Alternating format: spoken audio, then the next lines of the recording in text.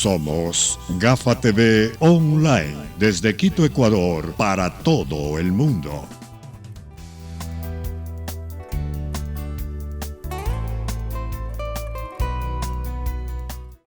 Amigos de Gafa TV Ecuador, tengan ustedes muy buenas tardes. Gracias por siempre estar pendiente de nuestras redes sociales como Gafa TV Ecuador. Les recordamos que nos pueden ver en Twitter, en Facebook e Instagram y por supuesto nuestra página web www.gafatv.com. En todas las partes del mundo estamos junto a ustedes. Esta tarde nos acompaña el señor Benjamín Bernard. Él es vulcanólogo del Instituto Geofísico de la Escuela Politécnica Nacional. Vamos a tratar el tema de la erupción del Sangay. Para eso nos acompaña, como todos los días, nuestro compañero Fernando García. Fernando, muy buenas tardes. Gracias, Galo. Gracias a los amigos que nos siguen todos los días a esta hora por Gafa TV Ecuador, tanto en nuestro país como en el mundo entero. Saludamos a nuestro invitado de hoy, el doctor Benjamín Bernard. Él es un vulcanólogo del Instituto Geofísico de la Escuela Politécnica Nacional. Él es un profesional él es francés, ¿eh? Él es francés que está en nuestro país. Hoy día nos salimos del tema de coyuntura y de los temas de la corrupción, de la epidemia, para hablar de un tema importante como es el asunto de la erupción del volcán Sangay. La hermosura de la naturaleza, pero también nos provoca un poco de temor, un poco de miedo. Doctor Bernard, buenas tardes, mucho gusto estar con usted. Para comenzar, ¿desde cuándo usted está en Ecuador? Buenas tardes, muchas gracias por la invitación. Entonces, yo soy francés, pero conozco el Ecuador desde casi 20 años y vivo en Ecuador desde 12 años. En todo caso, podríamos decir que es un compatriota más, Galo. Nuestro invitado de hoy es un compatriota más y lo tendremos aquí mucho tiempo. Hoy día vamos a hablar sobre el Sangay. El Sangay significa espantar en idioma originario, ¿verdad? Y está a 5.300 metros de altura del nivel del mar y está en la provincia de Morona de Zamora Chinchipe, colindando con la provincia de Chimborazo. El día lunes, es decir, antier, hubo una erupción en ese volcán que es activo, permanentemente activo, y la historia da cuenta que de la última gran erupción del Sangay da cuenta de 1628, más o menos, y es decir, cerca de 400 años. ¿Qué nos puede decir usted que está muy próximo a los volcanes del Ecuador, en este caso al Sangay, sobre este coloso que está al sur de nuestro país? Sí, entonces el Sangay está en la provincia de Morona, Santiago. Morona, Santiago. Y es un estratovolcán que tiene no sabemos exactamente cuándo empezó a erupcionar el Sangay, pero probablemente hace 300, 400 mil años. Es un volcán sumamente activo, como usted lo dijo. Incluso en las primeras observaciones se decía que era un volcán con erupciones perpetuas. Ahora sabemos que puede tener fases de mayor o menor actividad y, por ejemplo, tuvo actividad fuerte en 1934, en los años 70 también, y ahora, en la fase que estamos, también es una de las erupciones históricas más grandes que tenemos. ¿Podríamos decir cuáles son las características geológicas que tiene el volcán Sangay, Bernard?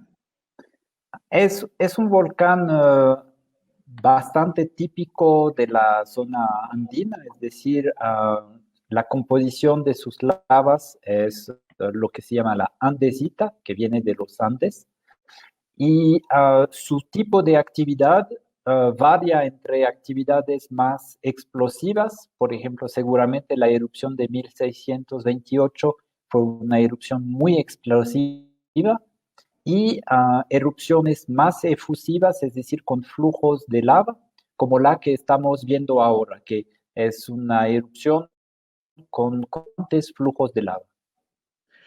En todo caso, este volcán está activo siempre, pero la última que data es de mayo del 2019 y que concluye, digamos, este periodo con la del día lunes, ¿verdad? Está todavía, hoy mismo está todavía en erupción. No se terminó con la actividad del lunes y martes. Esa actividad entonces lleva un poco más de un año, un mes, y no sabemos cuánto tiempo más va a durar. Eso es una pregunta que no podemos responder. Tenemos otro volcán en Ecuador, el Reventador, que está en erupción permanente desde 8 años, ¿sí? Entonces no sabemos si va a continuar mucho tiempo con esa actividad o si va a pararse en las próximas semanas. Sí, es un proceso que está ahorita el Shanghái. En todo caso, la historia dice que la erupción de 1628 fue una gran erupción. Esta de ahora no es una gran erupción. Sí, pero es un poco diferente, justamente en la dinámica de la erupción. La erupción de 1628, entonces tenemos crónicas históricas de Riobamba en particular, que el cielo fue oscuro por muchos días, ¿sí? Y eso es lo que observamos cuando tenemos una erupción muy explosiva. La erupción del Shanghái al momento sí tiene explosiones, pero son chiquitas.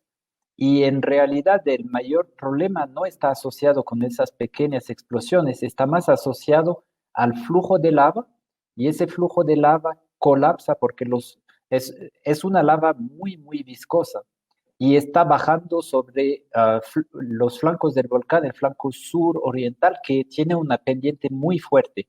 Entonces, eso provoca que se colapsa el flujo de lava y forma eso que llamamos las corrientes piroclásticas o los flujos piroclásticos. Y estos levantan un montón de ceniza.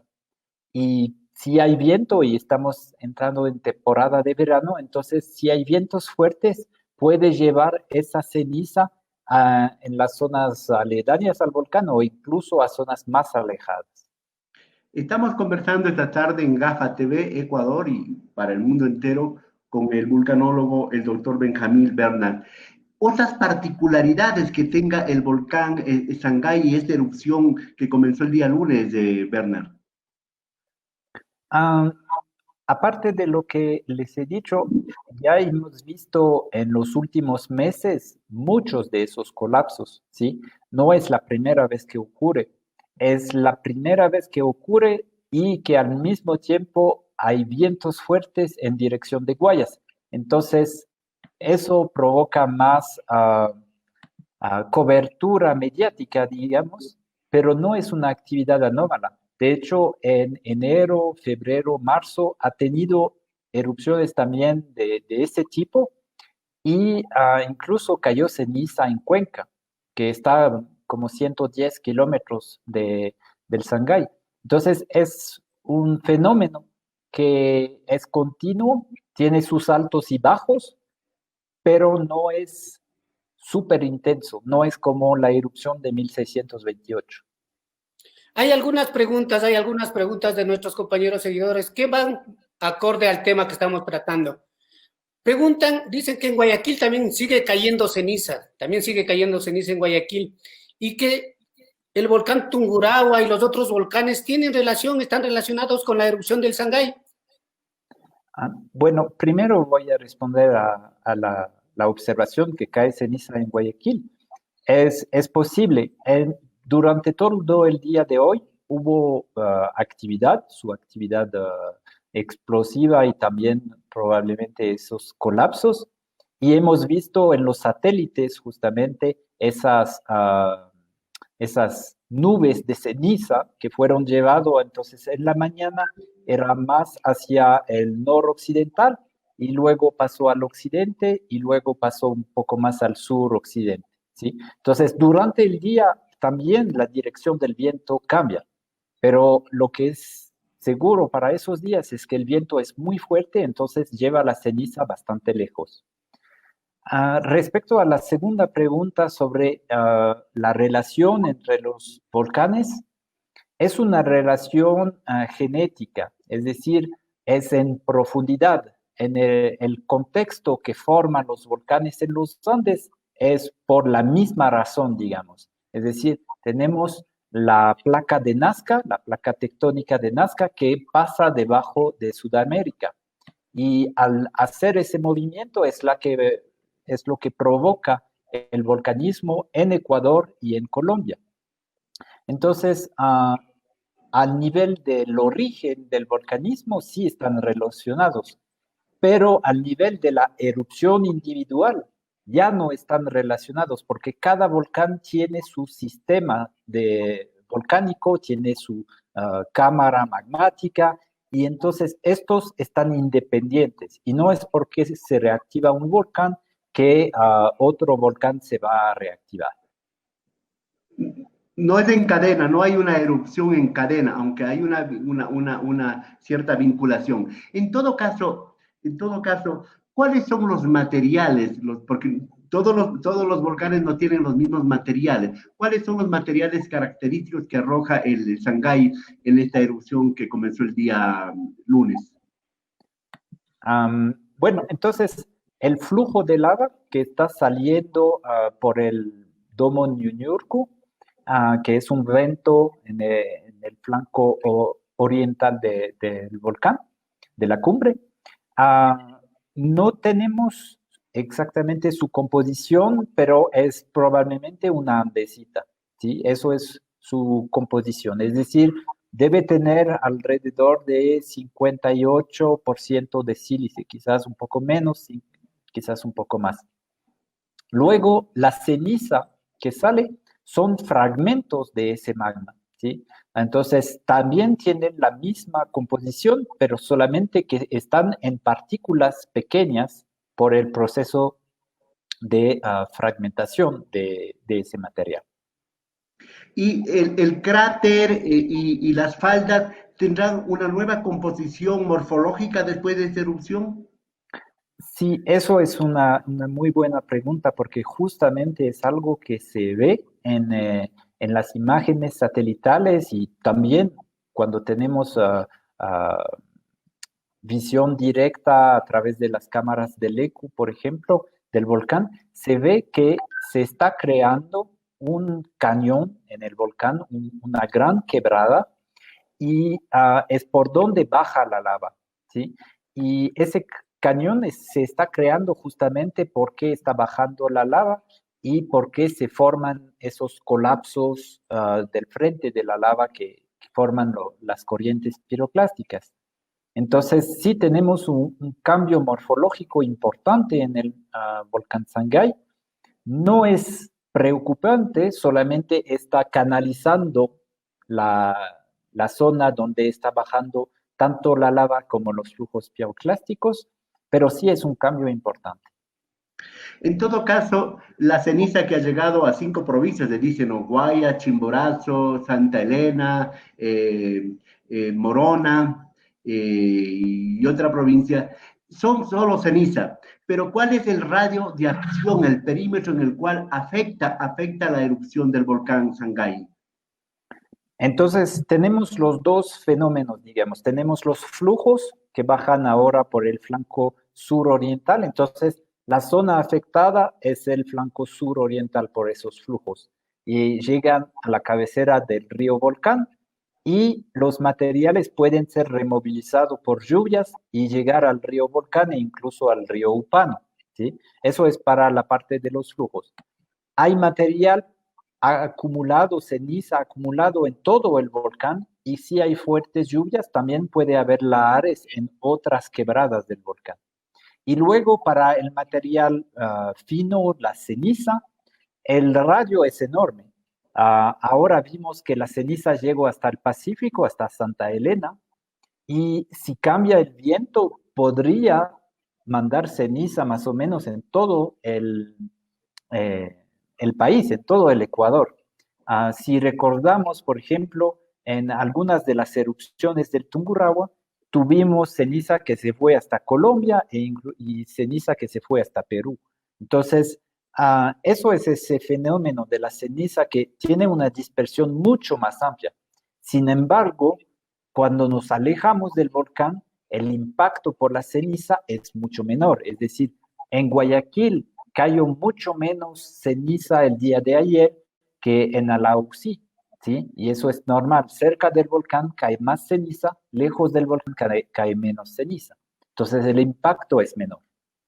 Dependiendo de la intensidad de la erupción y de la direccionalidad de los vientos, tranquilamente podríamos nosotros recibir la ceniza. O sea, digo, Quito podría recibir la ceniza del Sangay, ¿verdad, Bernard? Sí, es posible. Si los vientos van hacia el norte y si la erupción es suficientemente intensa, entonces podemos tener ceniza en Quito. Hemos tenido ceniza en Quito en las erupciones del Tungurahua, en las erupciones del Reventador, en la erupción del Huahuapichincha. Entonces, básicamente no hay una zona en Ecuador que sea ilesa de ceniza, porque justamente como se transporta por el viento, no hay obstáculos. Solamente se necesita suficiente ceniza y suficiente viento. Esta tarde estamos conversando con el doctor Benjamín Bernard. Él es vulcanólogo del Instituto Geofísico de la Escuela Politécnica Nacional. Gracias a los amigos que están interactuando más, Galo, más luego daremos paso a algunas inquietudes, algunos mensajes de nuestros amigos seguidores, muy amables. En todo caso, afectación a población no hay porque no hay población aledaña, ¿verdad?, al volcán, pero afectación a los ríos, afectación a la flora, a la fauna. ¿Cómo está esa cosa? Bueno, yo no diría que no hay afectación a las comunidades, porque si van en Alao, si van en Cebadas, en Huarguayá, esas comunidades sí han sido afectadas por el proceso eruptivo y les cae ceniza a diario. Entonces, hay comunidades, las más cercanas están a unos 20, 25 kilómetros, pero sí hay comunidades que están afectadas. Luego, a nivel de fauna, flora, es muy difícil saber, porque no tenemos observaciones allá de cómo se está comportando la fauna y la flora. Yo me acuerdo que en el caso del Cotopaxi en 2015 hubo bastante afectación a la fauna. En particular, yo trabajaba bastante en el parque para justamente colectar la ceniza y se veía que los conejos, los pequeños mamíferos, sufrían bastante la presencia de ceniza. No tengo ninguna información para el Sangay, pero seguramente es lo mismo, es decir, la ceniza al momento de la caída de ceniza no es bueno para ningún ser vivo. Entonces, después de la caída, esa ceniza a veces ayuda al páramo. En el caso del Cotopaxi fue así. Después de la erupción, cuando empezó a llover y la ceniza se mezcló con el suelo, el páramo floreció aún más. Entonces, la naturaleza está acostumbrada a esas erupciones. Somos nosotros que no estamos acostumbrados. Así es la belleza, es la sabiduría de la naturaleza, ¿verdad? Cómo le alimenta a la tierra, cómo le da mayor fortaleza. En todo caso, una inquietud, ¿qué es eso de extravolcán que le dicen al Sangay? Extratovolcán. Extratovolcán. No es extra, es estratovolcán. Es que está compuesto de diferentes capas. ¿Sí? Entonces, cada capa, por ejemplo, pueden ser lavas, pueden ser depósitos piroclásticos. Entonces, cuando está así, hecho de muchas capas, se llama un estratovolcán, porque está hecho de estratos.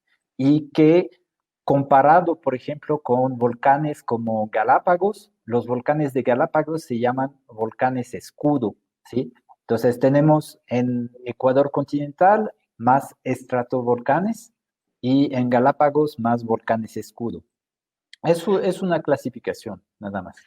Estamos conversando esta tarde en GAFA TV Ecuador con el vulcanólogo Benjamín Bernal. Él es científico técnico del Instituto Geofísico de la Escuela Politécnica Nacional. Una inquietud, el monitoreo, ¿cómo está el monitoreo que hace el instituto, en este caso al Sangay, para luego hablar un poco del monitoreo al resto de volcanes? Bueno, el monitoreo, la vigilancia del Sangay lo hacemos de varias maneras. En el Sangay no es posible tener una red como tenemos en el Cotopaxi o en el Tungurahua por problemas de accesibilidad.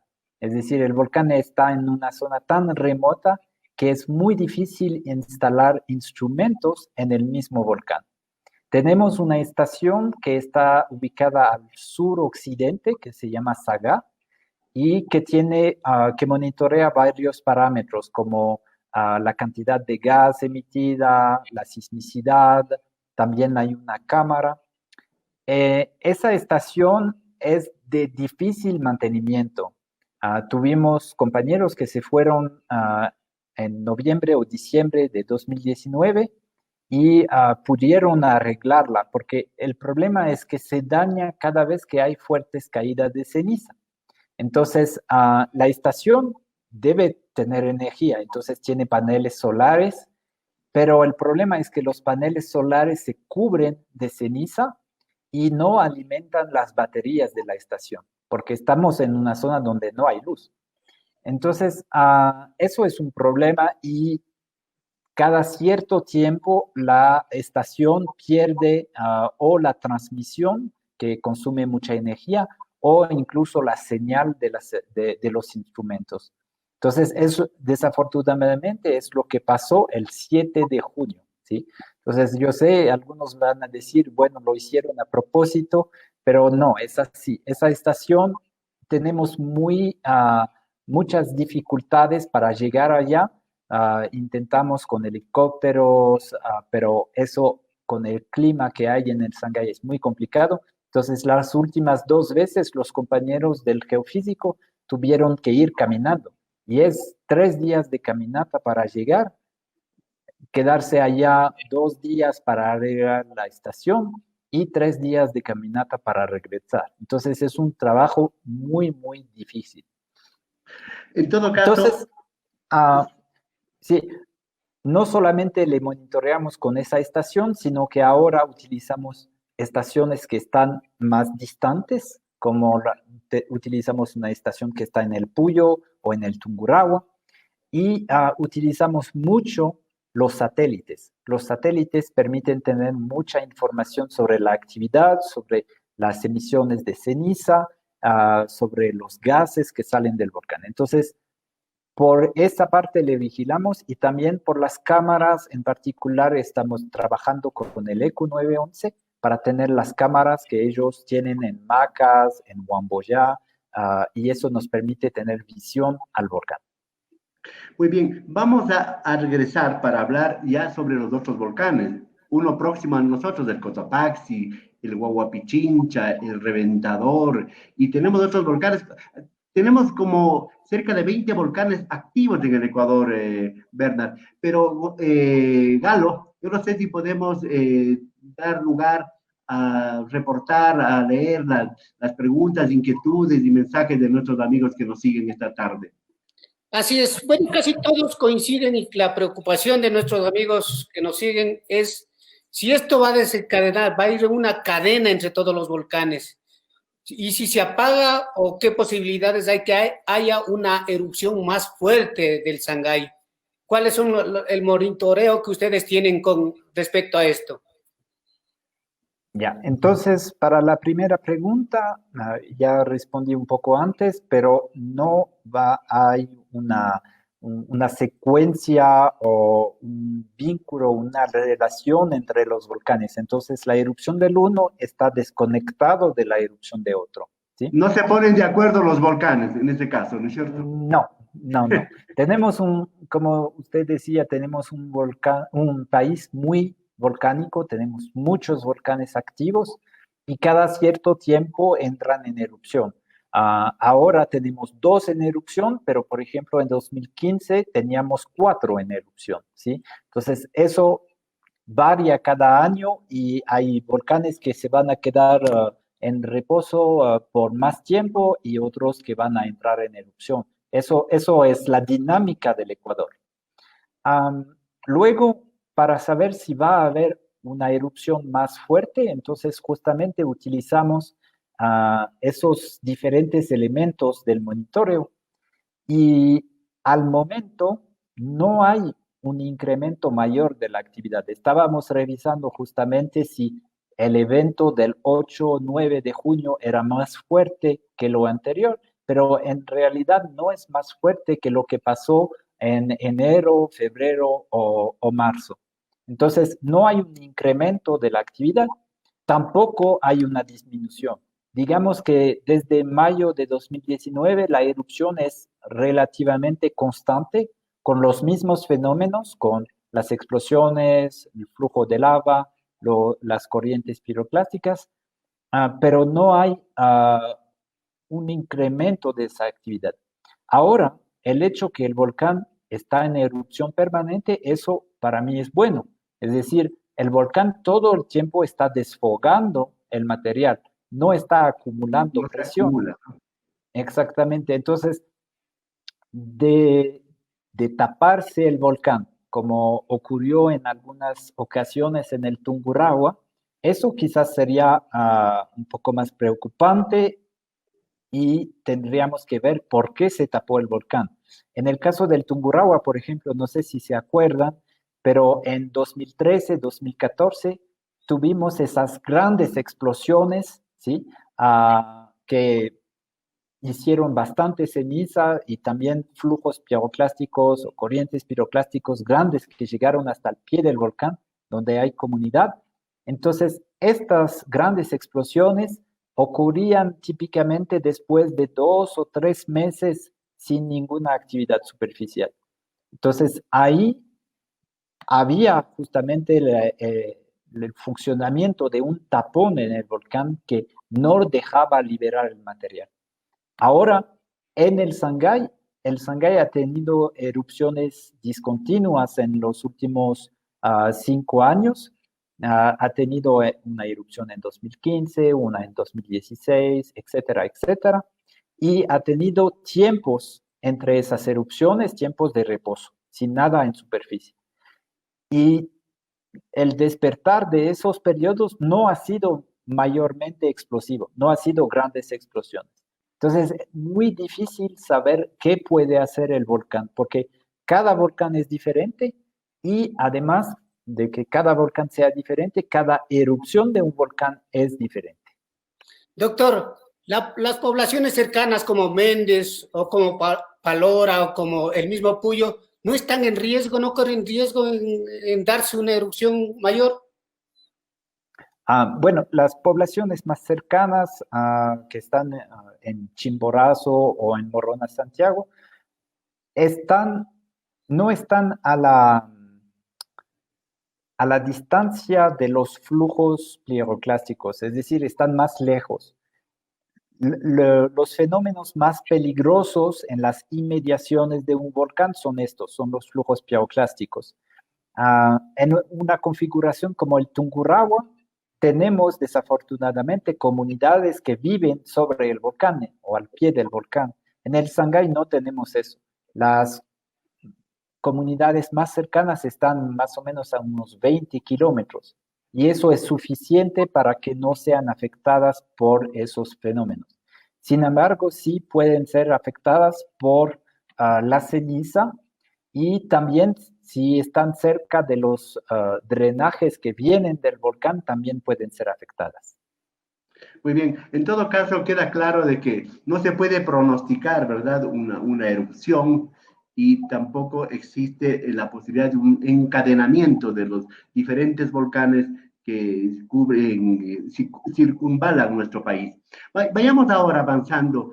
El asunto del Tungurahua, el asunto del Huahuapichincha, el Reventador y otros. ¿Cómo están? ¿Están dormidos? ¿Están plácidamente dormidos o están ahí reposando nomás? Bueno, entonces tenemos dos volcanes en erupción, el Sangay y el Reventador. La erupción del Reventador es un poco menos intensa ahora que la erupción del Sangay, y eso varía en el tiempo. Por ejemplo, en 2017 la erupción del Reventador era más fuerte que la erupción del Sangay. Ah, luego tenemos muchos volcanes activos.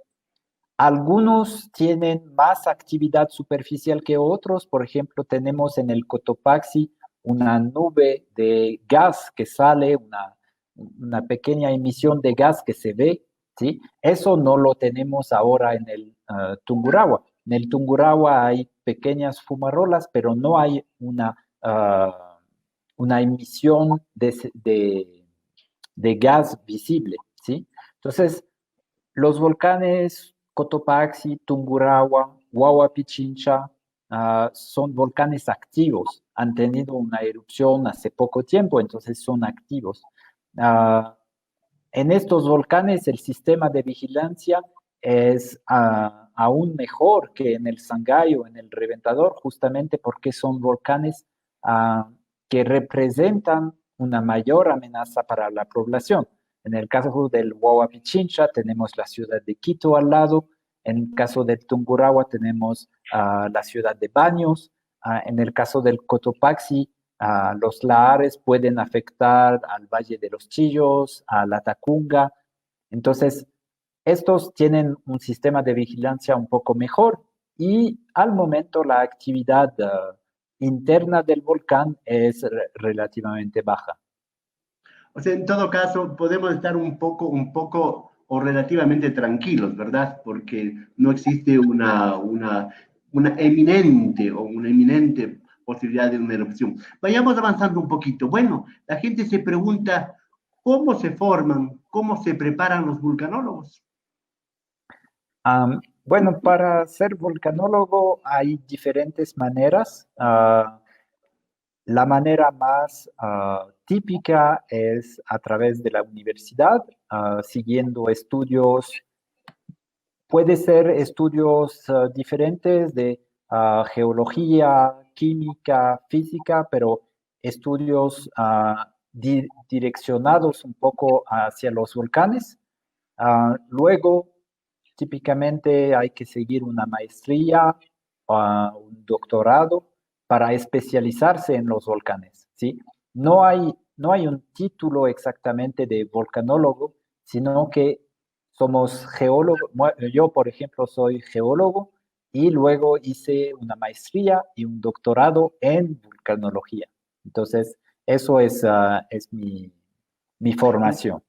En todo caso, el Ecuador es un buen laboratorio para un vulcanólogo, pues, ¿no?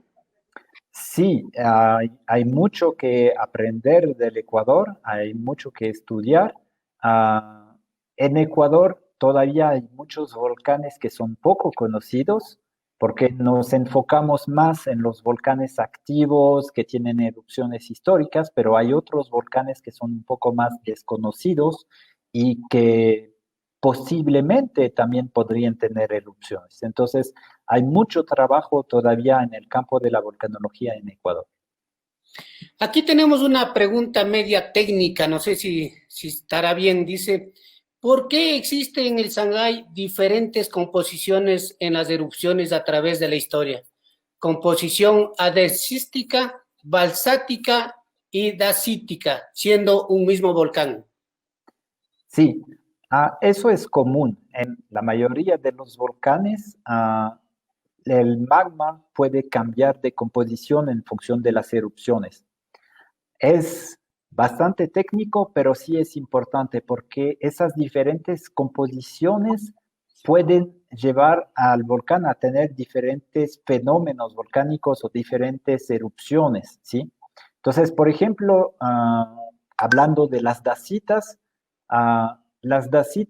son magmas más viscosas que las andesitas, ¿sí? Estábamos hablando de que la composición típica de los Andes, de los volcanes de los Andes, es la andesita, pero también hay dacita. Entonces, un ejemplo de volcán con dacita es el Huayna Pichincha, ¿sí? Esas dacitas son más viscosas, es decir, tienen más dificultad a fluir y por eso los gases que tienen esos magmas tienen más dificultades a escapar. Eso va a hacer que las erupciones son típicamente más explosivas. Entonces, tenemos muchos volcanes en Ecuador que tienen esas composiciones. En el Sangay hemos tenido erupciones más, no, no he visto basaltos en el Sangay, pero quizás andesitas basálticas que tienen menos sílice y también erupciones con mayor contenido de sílice, entonces como dacitas. Eso va a influir en el comportamiento del volcán. En el Ecuador hay un volcán, hay un supervolcán, dicen si existe un supervolcán en el Ecuador. Bueno, es un término que algunos utilizan. A mí personalmente no me gusta mucho y tengo varios argumentos contra ese término. Entonces, hay el volcán Chalupas, que ciertos científicos llaman supervolcán. El Chalupas ha tenido una erupción enorme hace 200.000 años, ¿sí? Una erupción tan grande que la corteza en el sitio del volcán ha colapsado, ¿sí? Y en una superficie bastante grande. Tenemos una depresión que se formó, que se llama una caldera, y esa depresión tiene casi 17 kilómetros de diámetro, ¿sí? Entonces, es una gran depresión que corresponde al colapso de la corteza debido al vaciamiento del reservorio magmático. Durante esa enorme erupción hubo flujos piroclásticos, hubo caída de ceniza realmente a la escala del país. Incluso la caída de ceniza cubre varias veces, creo que 6 veces la superficie del Ecuador, ¿sí? Es una erupción gigante, eso no hay duda. Pero el Chalupas solo ha tenido una, ¿sí? Y entonces no sabemos si en el futuro va a reproducirse esa erupción, ¿sí? Lo que sabemos es que desde esa erupción se construyó un nuevo volcán en la depresión, que se llama el Quilindaña. Y ese volcán no ha tenido erupciones extremadamente explosivas, principalmente ha tenido flujos de lava, ¿sí?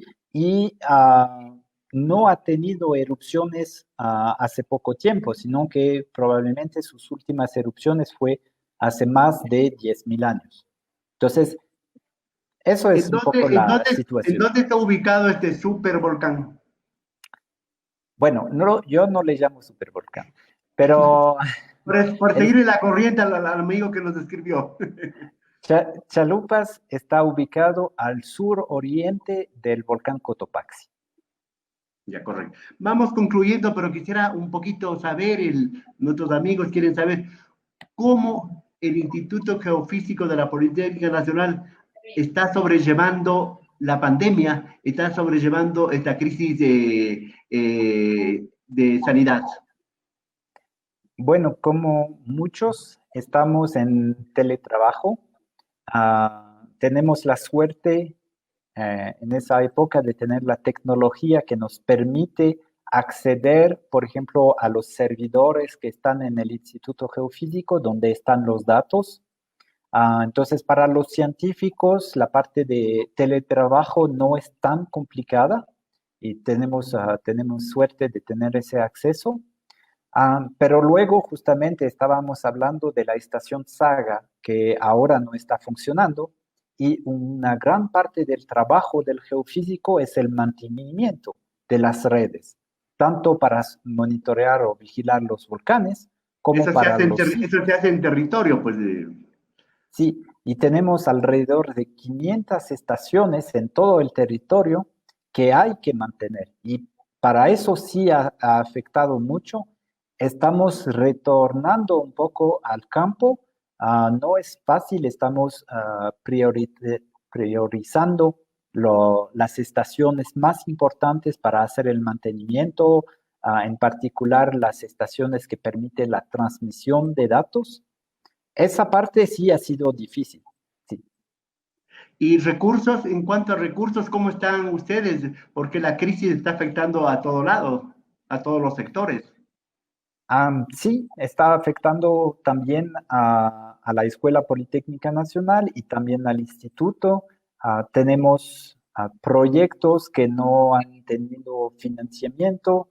Ah, es una parte importante. Con suerte, todas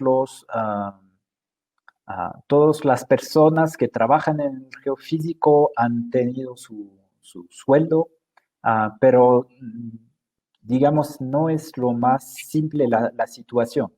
Pero la situación económica, bueno, es una cosa un poco más allá de los volcanes. Muy bien, ¿podríamos ponerle un tapaboca, una mascarilla al Shanghái por lo pronto, Bernard? Hubo en los años 50 y 60, hubo unas propuestas de científicos de poner justamente como domos sobre los volcanes, no tanto para que no erupcionaran, sino para utilizar la energía de esos volcanes. Pero haciendo los cálculos del tamaño del tapaboca y de la resistencia del tapaboca del Shanghái, sería muy complicado realizarlo. No tenemos todavía la tecnología. Pero ahí podríamos convocar a los expertos en importar, en comprar en nuestro país los implementos y ellos dan a un precio muy especial, entre comillas, ¿ah? Bueno, pero no ha habido casos de contagiados, de situación de alguna cosa así para los científicos de la Politécnica. Ah, quizás hubo algunos, no estoy seguro. ¿Sí? Muchísimas gracias. Con esto concluimos. Tras de agradecerle al doctor Benjamín Bernard. Él es vulcanólogo, geólogo del Instituto Geofísico de la Escuela Politécnica Nacional. Mucho gusto, muchas gracias. En todo caso, vamos a seguir hablando en los próximos días, semanas, meses de esta cosa tan hermosa que es la naturaleza, de lo que nos muestra y de los temores que también nos proporcionan a quienes habitamos la Pachamama. Bernard, mucho gusto, muchas gracias. Gracias a ustedes. Cuídense. Muchas gracias. Han seguido desde Quito, Ecuador, en este tema del Shanghái y de los volcanes en Quito, Ecuador. Muchas gracias, hasta la próxima.